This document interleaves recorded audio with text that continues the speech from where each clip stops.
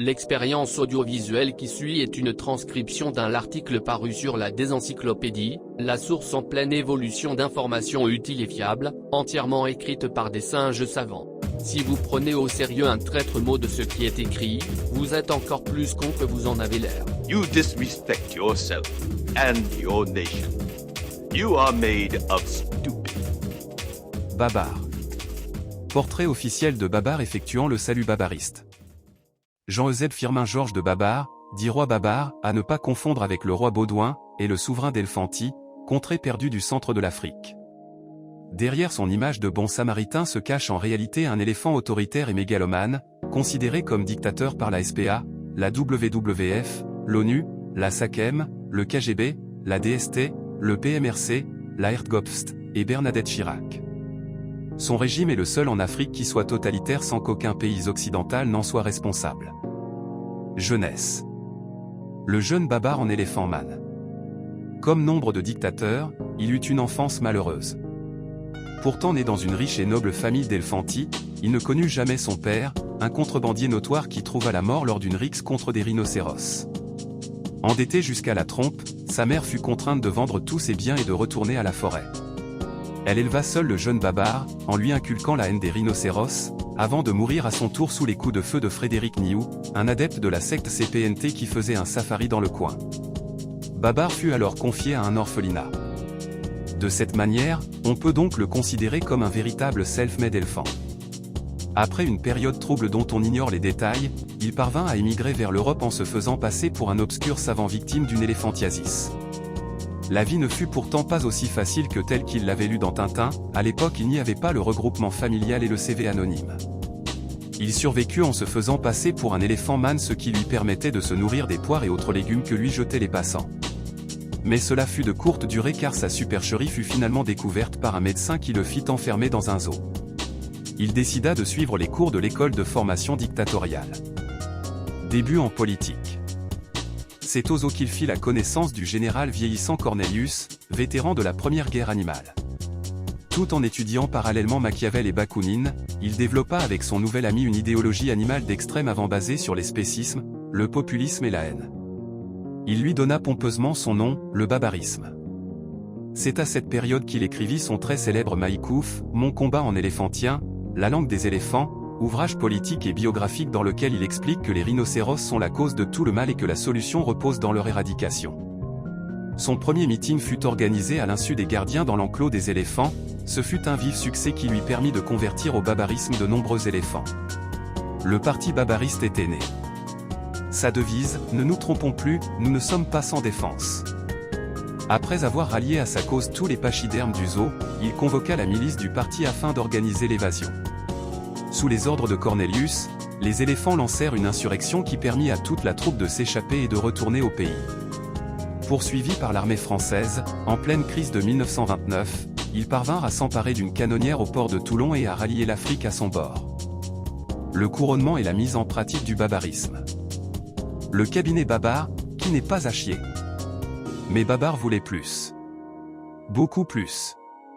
Il évoqua publiquement son noble lignage et ses liens obscurs avec l'ancien roi Kokor, dans le but de revendiquer le titre de roi d'Elfanty, vacant depuis la fin de la Première Guerre animale. Le hashtag, Parlement des éléphants, déjà acquis à sa cause lui vota les pleins pouvoirs et autorisa son couronnement. Babar devint le roi Babar. Les thèses babaristes purent alors être mises en pratique dans tout le pays. Sous la direction du monarque et de ses trois plus proches collaborateurs, Cornelius, Pompadour et Zéphyr, un ambitieux programme de réarmement fut lancé. L'amiral Arthur put ainsi reproduire les plans de la canonnière volée aux Français et en faire construire de nombreuses copies. On se demande bien pourquoi, puisque bien qu'étant traversé par un fleuve et de nombreuses rivières, l'Elfanty ne dispose d'aucun accès direct à la mer. Peut-être voulait-il les mettre dans le lac. Le chômage, quant à lui, recula considérablement grâce aux politiques de grands travaux et à la construction d'autoroutes. Sur le plan culturel, le docteur Zéphyr fut chargé de la mise en place d'un ministère de la propagande, surnommé Landmol, entreprise nationale de déculturation des esprits de la masse ouvrière laxiste, qui décidait à la place du peuple de ce qu'il convenait d'écouter ou de visionner. C'est dans ce cadre que la musique de Patrick Topalov fut interdite, ainsi que les films des Charlots. Parallèlement, des lois espécistes furent établies, réduisant les non-éléphants et les non-singes au rang de sous-animal et d'esclaves. Les rhinocéros furent quant à eux bannis du territoire et leurs biens confisqués. Tout cela eut pour conséquence de ruiner les relations du royaume avec l'URSS, Union des rhinocéros socialistes et soviétiques, du camarade Rataxès. Famille et vie privée. La famille royale en compagnie du docteur Zéphyr, ministre de la propagande. Peu après son couronnement, Babar épousa une dénommée Céleste, fille au gros cul héritière d'un riche propriétaire terrien de. D'après certains généalogistes de renom, Céleste serait une cousine de Babar, ce qui peut paraître troublant à nos yeux d'occidentaux. Le roi lui vouait un véritable culte et alla, pour la séduire, jusqu'à changer le nom de la capitale, Elfanville, en lui donnant le nom de son épouse. Ensemble, ils eurent 4 enfants, qui n'ont pas l'air de vouloir grandir malgré les années passant, Pomme, Flore, Alexandre et Isabelle. Il semble que Pomme soit pressenti pour devenir le dauphin du royaume, plus qu'il est, des 4, celui qui dispose du patronyme le plus stupide. Babar a relativement peu d'amis proches. On le sait très lié au vieux général Cornelius ainsi qu'au singe savant Zéphyr, qu'il a rencontré après son retour au pays en 1929. Le singe et l'éléphant sont depuis devenus des amis inséparables. Babar entretient également des liens d'amitié avec l'amiral Arthur, qu'il a connu dans son enfance avant son départ pour l'Europe. Mais il s'est apparemment brouillé avec le vice-chancelier Pompadour depuis que ce dernier s'est embourbé dans une sombre affaire d'homosexualité. Le roi cultive enfin une relation secrète et très controversée avec une certaine vieille dame, rare humaine à résider à Célesteville et à qui il rendrait visite presque quotidiennement. Son identité réelle n'a jamais pu être vérifiée, malgré les nombreuses enquêtes menées par divers services secrets du monde entier. La Seconde Guerre animale. Ce moment tant attendu par l'administration babariste eut lieu en 1941, alors que la Seconde Guerre mondiale faisait rage dans le monde des hommes. Babar en profita pour s'attaquer à un protectorat britannique, la République des ânes. Avec la complicité de l'Africa Corps, l'armée des éléphants s'en assura le contrôle en moins d'une semaine. Pour Rataxès, c'en fut trop. Il déclara la guerre à l'éléphantie et ordonna à ses troupes de marcher sur Célesteville. Au début, la campagne des rhinocéros fut un franc succès, la résistance éléphantine étant inexistante. Mais tout cela n'était qu'un redoutable piège du génial Cornelius. Arrivé aux portes de la capitale babariste, l'armada rhinocéros fut écrasée par une arme secrète du docteur Zéphyr, un éléphant gigantesque, affectueusement surnommé Strauss Fabius. Pris en tenaille par Cornelius et des mercenaires crocodiles, les survivants furent mis en pièces. Devant cette terrible défaite, Rataxès fut contraint de céder de nombreux territoires et de reconnaître Babar comme étant un grand roi. Selon certaines sources, le colonel Atti et sa patrouille des éléphants auraient appuyé depuis l'Inde les forces babaristes lors de la Seconde Guerre animale, au nom du panéléphantisme. Le régime perdure. Babar et sa clique pour les 40 ans de règne. Sur la gauche, Margaret Thatcher, en visite officielle. Le règne du disco fut heureusement assez court dans l'histoire. Il n'en va pas de même pour celui de Babar.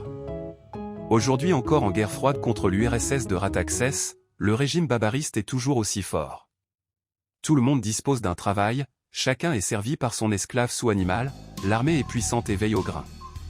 Quant aux opposants, mieux vaut qu'ils se taisent, s'ils ne veulent pas subir les foudres de la milice babariste. On pourrait penser que toute cette gloire a fait oublier à Babar la mort de sa mère. Peine perdue, un éléphant, ça n'oublie jamais rien, sauf ceux du Parti Socialiste Français, avec qui il correspond par MSN Messenger. Parfois le roi fait part de sa douleur au peuple, avant de manger une dizaine de paquets de pringles au paprika pour se regonfler le moral. En voilà un qui a réussi dans la vie, pas vrai? Citation du roi Babar. Brara. Ben oui, c'est un éléphant, du con. Ceci dit, on l'accusera souvent de démagogie de par ce cri. Usurpateur. Certaines personnalités politiques actuelles ont usé de l'élection de Miss Prestige National et Camembert 2012, tel le ministre de l'Éducation et des Analogies Luc Châtel, pour diffuser l'idée que le célèbre artisan fromager François Hollande serait le digne descendant de Babar et donc l'héritier légitime du roi des éléphants. Conclusion. Babar